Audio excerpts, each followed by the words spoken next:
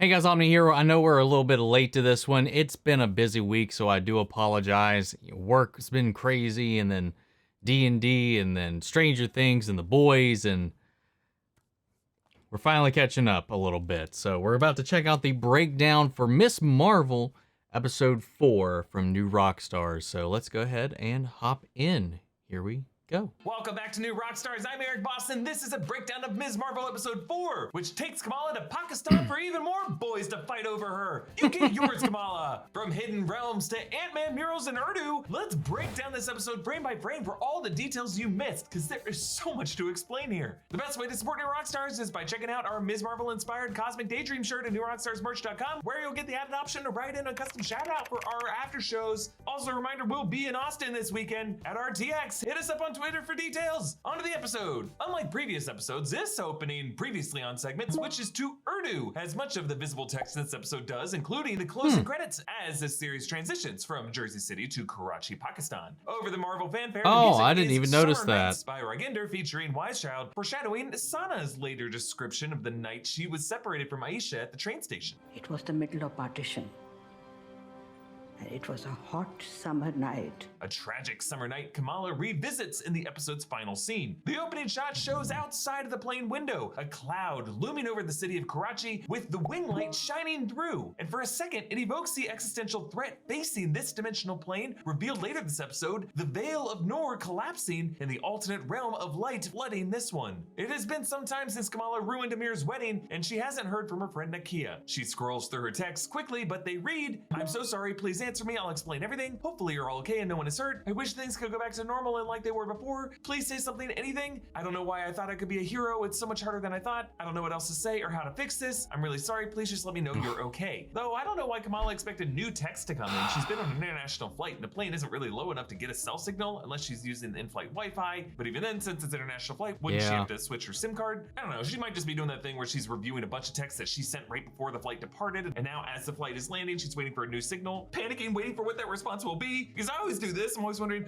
am I fired? Am I fired? Am I fired? Does everyone hate me? Does everyone hate me? Did a trailer drop mid-flight? These are anxiety poison. I like how as they just send people to start to stand up to get stuff out of the overhead. Please sit down. Excuse me, sir. Please sit down. I mean, this is the case on any flight, but especially international flights. Just a very common and weird thing for passengers to do. Kamala arrives at the Karachi airport. Yeah, I've never ran into that light before. Of the excitement around her. We see a returning champion cricket team celebrating, and then she is showered with red flower petals, recalling her fantasy of Kamran in episode 2, and she's greeted by her cousins and her Nani, Sana. They pass by a mural of Muhammad Ali Jinnah, the founder of Pakistan, and they pass under this sign, Karachi, the City of Lights. Another hint of the hidden realm threatening this plane. The Noor dimension, Noor of course meaning light. This is literally the City of Lights, about to become a city of even more light. Now, they used a number of establishing shots from the city of Karachi, but all the exterior shots with the actors were shot on lots in Thailand. Then mixed into the opening Ms. Marvel titles are a number of them written in Urdu, and I like how one of these Ms. Marvel logos is scorched into a delicious piece of naan. They arrive at Sana's home, where they meet the wonderful dog of Magnum, who needs to immediately become best friends with Lucky. Kamala finds Sana's study/painting room, where on the walls are newspaper clippings related to the partition. One mentions Lord Mountbatten. Addressing the Pakistan Constituent Assembly, Lord Mountbatten was a Royal Navy commander and member of the British royal family who oversaw the partition and was assassinated by the IRA in 1979. A fascinating episode of The Crown, where he's played by Charles Dance, Tywin Lannister. You know, the show The Crown, where we all have to like pretend we care about the whims of the royal family. Oh, my horse doesn't like me. Meanwhile, what are we doing to imperialize the world? Never mind that. My cousin is flirting with me. It's just one of the many reasons I like this show, for telling stories about, you know, everyone else in the world. One of Sana's art pieces shows figures in shadow walking across a purple-hued cosmic backdrop, looking a lot like the Noor realm that Kamala briefly dropped into when she first clipped on that bangle in episode 1, and we see a bird's eye view of in this episode. After all, Sana does see those same trained visions. These are likely visions in her dreams too. Kamala and Sana chat about their background. Am I A jinn? Of course. At least that is what my father told me. How are you so casual about this? I don't see what fuss is about. It's just genetics. No.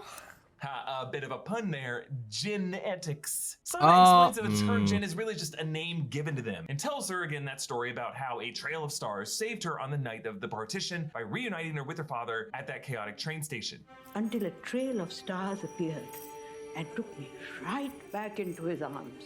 On the train. And I am assuming that this trail of stars will be revealed to either be Aisha maybe using her Noor projections to save like her, the or perhaps hard the light. carrier of the other bangle, like a Kree warrior, maybe a forebearer to Captain Marvel, or maybe one of the Kree created Inhumans like Black Bolt or Maximus. I'm still holding on to hope that Inhumans might come up in this show. Kamala says that she can't figure out this puzzle. We'll He keeps see. breaking it even more. Yet Sana I'm getting advises, doubtful. If you have Not that I was lived ever like I have, hopeful or thought that was likely, but what still. I have, you learn to find beauty in the pieces. Interesting wisdom for this era that we're now entering I in the love it. MCU. That a I love that broken, line. fractured multiverse is more beautiful than one that makes sense. Kamala flashes back to the battle at the wedding hall in episode 3, including this one shot of Autumn striking her. F this guy. But notice how light flashes on him. So we are seeing him from Kamala's point of view as her Noor light activated to shield her. She has this vision as the portrait of Aisha rests beside her on the pillow, showing how she's really sharing this dream with her great grandmother. Oh, sorry. I didn't realize you were in here with someone. Yeah, her cousin is joking about her sloth baby napping pillow, but Kamala was with someone here, Aisha. Kamala and the rest have to eat on the patio because of the boat club's no jeans policy, or is it a no genie policy? I'm sorry, I will leave. I am so sorry. So many puns, man. As they tour the city, Kamala wears her New Jersey AvengerCon shirt that she got at the convention back in episode 1. Her cousin says, Is this not exotic enough for the ABCD's Instagram? You know, American born, confused, I desi. know what it means. Yeah. yes, this is a term used by South Asian people to refer to second and third generation Americans of their same ethnicity. Might also remind you of the slang ABC or American born Chinese, which showed up in Crazy Rich Asians in one of the texts, and might also be the reference in the ABC Chinese restaurant in this episode. But I feel like none of this is for me to discuss. I am sorry. I love you all. I'm just trying to learn, and I'll shut up now. At the Polaroid stand, there is a QR code. One of these, of course, appears in every episode, and this week, when you scan it, it takes you to Ms. Marvel number 12 from 2015. You can read this comic for free here. This is when Kamala travels to Karachi and runs into the Red Dagger. And I love the joke here. This is a Polaroid stand. The meta joke is for us to literally take a picture with our phones of this stand. Kamala visits a train station and checks out a historic section outside the reservation. There's a mural of Ant-Man resizing from small to large, and he's speaking a word bubble in Urdu, which translates to as powerful as an ant. And then there's a text box. You can start small and still be larger than life. Karachi Avengers series part 4, telling us that this is part of a series. I love it. The artist is Sarah Hussein after Adrian Alfona. Adrian Alfona was the artist of the G. Willow Wilson Ms. Marvel series, and his name also appeared as the school founder back in episode 1. And we gotta point out that's this is the latest of many Ant-Man references on this series, which might just be because Ant-Man is a low-stakes comedic Avenger that Kamala in this show references more than the others to balance out all the nods to Captain Marvel and Iron Man. Also, he is one of the more public-facing Avengers since it was his podcast that she listened to learn about what happened in Endgame. Also, Hawkeye did have a weird amount of Ant-Man nods that didn't really amount to anything, but it is just a reminder that people on the street level of the MCU are all about Ant-Man and Pimtech. And I really hope that we do see a version of Kamala's powers where she can truly resize the way Ant-Man can. She's then attacked by the Red Badger, Kareem, That would be also cool. from this run of the comics, a vigilante from Karachi who actually ends up moving to Jersey City. He asks her, do all masked Americans have superpowers? Well, how do you know I'm not Canadian? yeah, meta joke here, Iman Vellani is Canadian. Might be why she's so dang likable. Kamala uses her embiggened Noor fist to punch Kareem, and he releases a series of Noor darts that, if you look closely, actually go into Ant-Man's legs on that mural. Kamala catches a dagger in her hand the way Bucky can catch knives, but she's definitely not as good at throwing it. They end up referencing Ninja Turtles and Donkey Kong, and they fight to a draw. Come with me if you want to live. What? Just kidding, I've always wanted to Terminator. Yes, the famous line from the Terminator, but I like how Kamala doesn't get the reference. Why? Because Terminator's a movie for dads! Just kidding, it's a movie for everyone. Everyone should watch it. Really, just T2 Judgment Day. No joke, top 5 movie for me. I love that movie. And I'm not even a dad, but I want to be one. As they enter the hideout, Kamala asks, Red Daggers. What was that cut? A Pakistani boy band. another boy band reference in the MCU. The Avengers broke up. We're toast. Like a band? Like the Beatles? The Avengers! Yeah! That's great! Thank you! What is that? Wait, you don't have the Avengers? Is that a band? Are you in a band? Fantastic Four. Didn't you guys chart in the 60s? She meets Waleed, played by the amazing actor Farhan Akhtar, who actually starred in the movie The Sky is Pink, whose song played in the credits of last episode. He explains here, The Clandestines are not like the jinn you've heard about stories on religious texts. I mean, if Thor landed in the Himalayan mountains, he too would have been called a jinn. Yes, Waleed is alluding to the concept that Thor and other Asgardians only have their Norse identities because of where on Earth they arrived. In reality, Thor is an extraterrestrial, and the Clandestines are interdimensional. It's just the human societies who call them jinn. Jinn really come from pre-Islamic folklore, far predating the 100 years that the Clandestines have been here. Now, big announcement, the God Butcher World Tour is here, and Epic Hero Shop has the merch for it. And what's more epic than the Necrosword skewering Thor's head done up in an 80s heavy metal style? Holy shit. More epic. On the back, it's got tour stops that include realms Gore visited in the comics and places he might hit in the movie. Get it on a t-shirt or a poster or both so you can match your wall. Pretty and if metal. You're worried about your head feeling left out? Get Thor's Strongest Avengers hat while supplies last. Grab these designs and mark your calendars because on July 7th, we are dropping a new latest obsession. And of course, don't forget about the Ms. Marvel collection. They got shoes and stickers, notebooks, and bomber jackets. Shop these designs and more at epicheroshop.com. Waleed continues. The Clandestines and Aisha are from another realm. This map shows you how our two worlds coexist. Whoa, a lot to unpack here. So notice how Waleed twists a knob to show the superimposition of another realm map hovering over our world map. If you were to twist that knob a bit more, who knows, we might see a different realm map. Now, these lines do not adhere to any geography, topography, or tectonic features of our planet, or align to really any places of interest in the MCU like Wakanda or New Asgard, and that is accounting for if you were to align from Waleed's vantage point. But he uses the term realm, which is different from how universe has been used in the MCU. So to be clear here, universe refers to parallel realities within a multiverse, each of which are doppelgangers of our world with variants of ourselves living in it. The 616 universe, the 838 universe, the variants we saw in What If, the alternate Manhattans that Strange in America crashed through, because notice even the honeycomb world, the tube world, the bone world were still alternate urban Manhattans just made of different things. So set that aside while we explain what realms are. Realms refer to surrealist ethereal buffer zones between universes where unknown beings live. So you got the Noor dimension, Ta Lo from Shang-Chi, and the realms beyond where the Dweller in Darkness originated, the Dark Dimension, the Quantum Realm, the Ancestral Plane, the Duat Underworld, Valhalla, the Gap Junction, the Mirror Dimension, the Astral Plane, the Shadow Realm from Thor Love and Thunder, Thanos' Soul Realm. All of these seem to be accessed either via death or through physical waypoints that are don't want anybody sending you to the Shadow Realm. The I just mentioned definitely have spiritual connotations, and they seem to be constant to all of the universes that I mentioned in the multiverse. Like there might be only one quantum realm that is shared by all these universes, I think. Like I'm mostly getting that from Agents of S.H.I.E.L.D., in which they use the quantum realm to bridge different timelines, but this also seemed to be the case in Multiverse of Madness, where Clea took Strange to the Dark Dimension to fix an incursion between universes, suggesting that the Dark Dimension's a kind of neutral zone where they could look at two distinct universes independent of any one of them. Then we see another device showing the— That's interesting, because I would have thought maybe there would have been, the realms would have been contained within each universe. So like each universe would have its own dark realm, its own. Well, I guess not. That doesn't make, I don't know. But what about the ancestral plane? Would all T'Challas of all universes go to the same ancestral plane? Likewise for the Moon Knight and the Duat? Or is the Dark Realm its own separation? Oh, man. Oh, it's hurting my brain. All right, I'm done. There are many dimensions around us that we cannot see. This is just one of them. What is this? Aisha's home. It's connected to our world, but hidden behind a veil of Noor that separates our world from theirs. Yes, more to unpack. The Veil of Noor is this realm's waypoint, like the waterfall that separated Earth from Ta Lo and Shang-Chi, and the Dragon Scale Gate that separated Ta Lo from the realms beyond, where the Soul Sucker comes from. So this Noor realm is implied to exist on a dimensional plane on top of our realm, similar to how the Mirror Dimension and the Astral Plane and the Shadow Realm exist all around us, just unseen. This might be why beings like the Jackals and Moon Knight and Gargantos were initially invisible. The Noor realm's surrealist columns tower high above the high rises of Karachi, and it glows the same color of Kamala's Noor light. This is definitely the realm that she briefly fell into back in episode 1. Also look closely, on the far end of the Noor realm is a tree, which seems very important. When T'Challa entered the ancestral plane, he saw his panther spirit ancestors in a tree. To me, this indicates that the Noor dimension also has a spiritual essence to it. Also, I like how this realm assembles in this device via gray sands or grains, reminding us of the granular vibranium that the I thought it Wakandans was used smoke to depict their to origins. kind of parallel the Then stories Waleed of the and jinn and Kareem warn stuff. Noor But is the energy source of that realm. The I'll roll veil, with it. The Clandestines. Even your powers are made of it.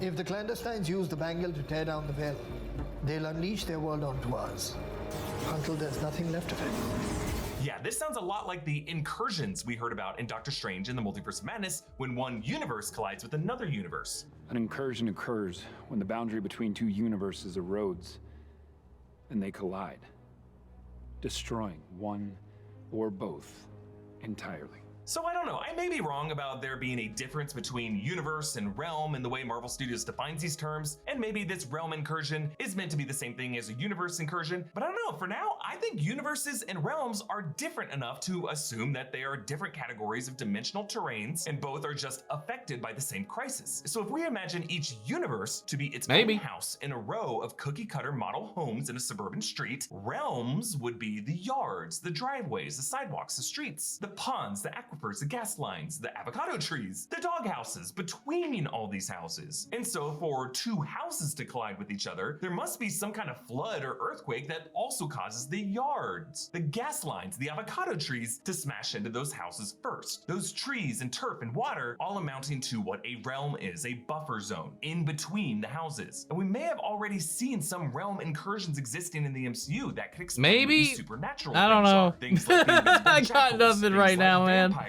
All these supernatural I used all my entities energy on actually Stranger coming Things from this week. realms, not other universes. And this earthquake in this extended metaphor could be a series of smaller tremors caused by several different disruptors like Sylvie and Loki and Peter Parker, Doctor Strange, Wanda Maximoff, all of them leading to one big earthquake causing it all to collide, realms and universes. I don't know, I could be dead wrong about all that, that's just where my head is at right now. And in this moment, Waleed eyes the bangle. I haven't seen that before. In all the years and everything I've heard about that bangle, there was no mention of an inscription. It says what you seek is seeking you. So since Waleed can read this and the myths never mentioned an inscription, I think this was added later by Aisha, a message that the Trail of Stars being sought by Sana and now by Kamala is some kind of chain of extraterrestrials, Kree or Inhumans seeking them. I assuming the ones seeking them are the same entities being summoned by the beacon in the 10 rings, and this inscription is a warning. Then we visit the DODC Supermax prison, which is the same facility we see in the She-Hulk trailer, meaning the abomination Emil Blonsky is also being kept in this place. Further confirmation that the authorities facing Kamala in this series is the same agency Jen Walters will deal with. We speculated this could be the Cube, the supervillain containment prison in the Nevada desert, originally a SHIELD black site designed for gamma-radiated inmates, later becoming the home base of the Thunderbolts. Notice how this structure's angular architecture does look like a deconstructed or exploded cube. The Clandestines break free, Chiron getting hit with the blast of one of the DODC's sonic Almost cannons, the same cubist ones in making a the way. Stark Tech shrunken down versions of his Hulk repulsor that he installed on War Machine. Najma's weapon looks like a Madubu used in a Tamil martial art. It's made of deer horns, but in this case it looks like it's made of something different because we see it melting a lock, so apparently her weapon at least can superheat. Back in Pakistan, Sana tells Kamala the confusion between her Pakistani and Indian roots. There is a border marked with blood and pain. Yeah, it's my favorite detail this episode when it comes to the thematic connection between Sana's border and the border of the Vale of Noor. Sana explains how all political borders are a bit arbitrary and leave us divided. This episode explains how the political map we thought we knew of this planet is actually pretty irrelevant when you superimpose the maps of other realms over this one. Kamala joins Kareem's friends around a bonfire as this guy sings an Urdu cover of Didi by Cheb Khaled. Meanwhile, Sana and Maniba reconnect over going through Milk Toffees boxes. Remember, Sana sent Kamala the bangle in one of these boxes in episode 1, and after Sana and Maniba are finally honest with each other this episode, the trauma begins to heal as the next generation of women bond over eating these milk toffees. I just love the visual storytelling of this prop here. Waleed gives Kamala some fabric to wear, showing how she is piecing together her own costume, but the Clandestines attack, leading to a chase in the streets of Karachi. Now, they referenced Terminator earlier. I just can't help but see a parallel in the good guys on the small rickshaw versus the Clandestines pursuing on the larger truck, and the Terminator Yeah. John Connor and T2 on the motorcycle Yeah, fleeing the I can T-1000 see on it. the semi. Kamala spots a family of 4 way insanely trying to pile on a motorcycle. The babies should not be on that. Kamala forms a Noor ramp. I didn't even pulls the really truck, notice and Kamala that, ends man. up back behind the wheel, a callback to her driving test in episode 1, and just like then, she floors it in reverse initially. Waleed kills Salim, and then Najma stabs Waleed, and Kareem kills Adam, and Najma stabs the bangle, sending Kamala through this rift. Now, these tears in the fabric of reality look a lot like the slices that Clea made in the Multiverse of Madness post-credit scene, when she tore an opening back to the dark dimension, which makes me think that Kamala is not going back in time here. She's really going into the Noor dimension, the light dimension versus the dark dimension, and this is really a memory that she's going into. Of course, she finds herself back on that hot summer night at the train station that Sana referred to when the families were forced to separate during the partition. It is heartbreaking to end this episode here, but I'm not sure if Kamala is truly being transported back in time. Like, you could totally read this as Kamala is going to be the one to create the Trail of Stars. She's gonna save her own grandmother. It's gonna be a self-fulfilling time loop. Harry Potter saving himself. Another version of Who's the Door from Game of Thrones. I don't know, think might be that, the case. but I'm just leaning towards this being a memory contained within the bangle. Because Yeah, as Kamala walks around, no one really that's looks at where her I'm or at with reacts it. to her. There's just one guy who kind of steps around her when she turns to climb the train car. And Kretek is known for being intertwined with memory, from Project Tahiti and Agents of S.H.I.E.L.D. warping certain aspects of Coulson's memory, to Carol Danvers having implanted memories causing her to see Skrulls as the enemy. So I think Kamala is on a similar journey of self-discovery that Carol was on. Similarly, witnessing this memory, but from the point of view of her grandmother or her great-grandmother. She may be walking in one of their shoes in this moment. Kamala does see a woman with her daughter, but this woman is credited as a different actress than the actress who plays Aisha. Also remember, Aisha was separated from Sana in this moment. Sana would have been with her dad, and then separated from her dad as well, and then the Trail of Stars brought her back to her dad. I assume next episode we will see exactly what that Trail of Stars was, whatever cosmic source is seeking the bangle. Again, could be the Kree, or their Terran experiments, the Inhumans, folks like Black Bolt or Maximus. For now, at least, folks, the Inhumans are still on the table, and the final shot does show Kamala being enveloped in steam from the steam engine as haze surrounds the masses. A visual nod to Terrigen Mist. We may have missed the mist. And again, dude, Inhumans is his Mephisto in this series, from man. Jersey City to Karachi on the green traffic light from Brad Winterbaum. Instead of Kamala's Bolt logo on the light, it is the Pakistani flag. Another thing they swapped out, the art of Kamala sitting on the swing now hangs from the crescent and the star of the Pakistani flag. What was the title of this episode? Seeing Red. And like Doctor Strange, Kamala was forced to go on red. In this case, go on that smoke show Kareem. That's everything I spotted in this episode. You can follow me on Instagram and Twitter at EAVoss. Follow New Rockstar, subscribe to New Rockstar. Solid breakdown. I don't know if I necessarily agree on the interpretation of realms versus universes. That it's the space between, and that they're shared across all universes. Like if they're the buffer zones between universes, like it goes back to kind of what I the question I posed during the reaction was, if every T'Challa in the universe dies, is there like a bajillion, an infinite number of T'Challas just walking through the astral plane? No. But then again, the astral planes, the Duat, those heavenly planes could be separate, and like I assumed, to be contained within, each universe has its own realms within, its own Asgard, its own whatever. But then again, Doctor Strange does kind of go out of its way to kind of throw a little bit of a wrench into that, with the whole like Clea showing up and opening a portal to the dark dimension to go fix a universal incursion.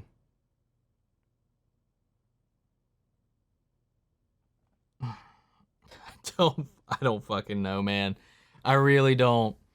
But yeah, I'm excited to see what answers we get in the next episode, because they've been teasing this thing all season long, and I can't wait to see like the truth behind the story of their great grandmother and what happened during the partition and at the train station, and then how it ties into the Clandestines and what's going on.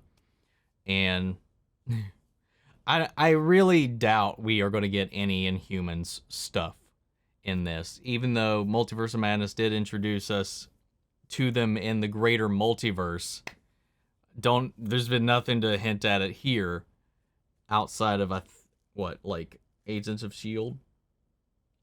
somewhat, and then the Inhumans series. But aside from that, the MCU's really kind of stayed at arm's length away from it.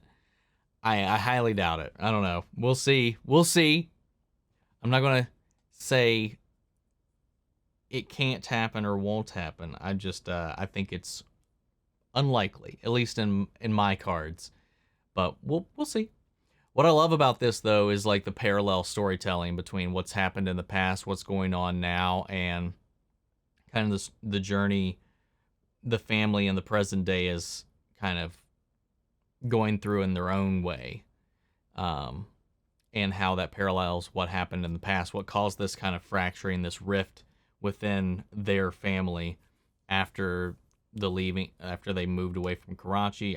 Before they had moved away from Karachi and went to the States, and that rift kind of formed between Kamala's mother and her grandmother over what actually happened in their family, what happened in their past, where they came from, who they are, and all that. And we see them like mending these relationships. And then we also got a new organization in here, the Red Daggers, that were introduced. Yet another MCU organization thrown into the mix. And seems though that's a much smaller one, unless they have like a network throughout the greater world, because it did just kind of seem to be the mentor and, you know, the Red Dagger she was introduced for. I can't remember his name at the moment.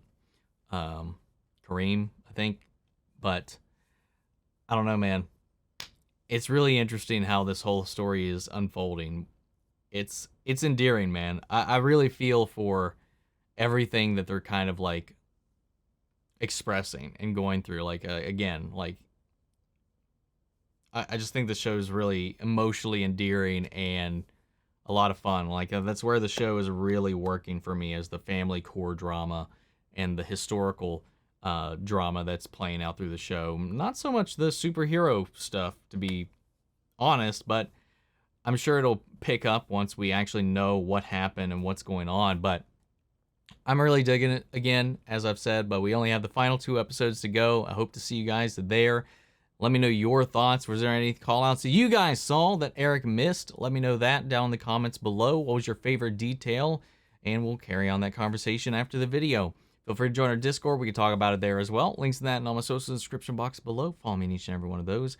Remember to follow New Rockstars, subscribe to their channel, and make sure to support them over there. Before we go, I want to shout out our channel legends: Mandy Scherer, Jason Coleman, Philly Vane, Yori Coruscant, Margaret Grace, Mary Bradley, Melita, Robert Anguiano, Cal Kestis Nation, and Raven McCann. Thank you guys so much for your continued support. That's it for this video, guys, and I'll see you all next week with the next one. Take care, everybody.